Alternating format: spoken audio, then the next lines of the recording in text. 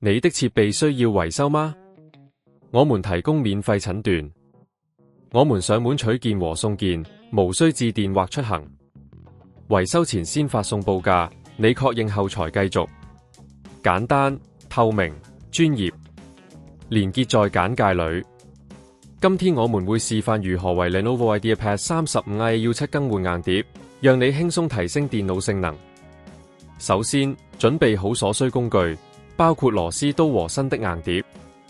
接下來，確保你的電腦已經完全關閉，並拔掉電源線。接着，翻轉電腦，找到底部的螺絲，使用螺絲刀將它們逐一拆下。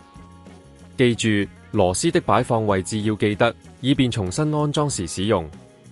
拆下螺絲後，小心地打開底蓋，並觀察裡面的硬碟位置。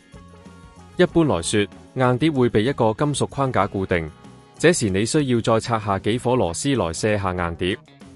小心地拔出舊硬碟，並將新的硬碟放入相同的位置，確保插口對齊。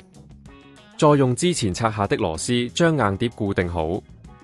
完成硬碟的安裝後，蓋上底蓋，然後用螺絲固定。這時你可以重新插上電源線，開機檢查新的硬碟是否正常工作。若你對這個過程感到不確定，或者不想自己動手，我們提供免費診斷服務，幫助你檢查電腦狀況。如果需要，我們還可以上門取件送件，讓你無需出門就能完成維修。